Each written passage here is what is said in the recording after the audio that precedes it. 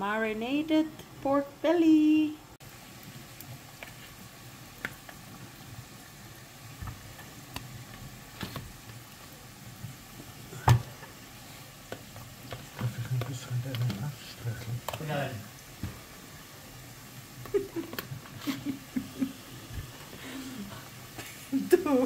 So, ayan na siya. Kinap ko siya kasi biglang hindi na magkasya yung space niya. Biglang lumiit. So, kinap ko siya para mas madali.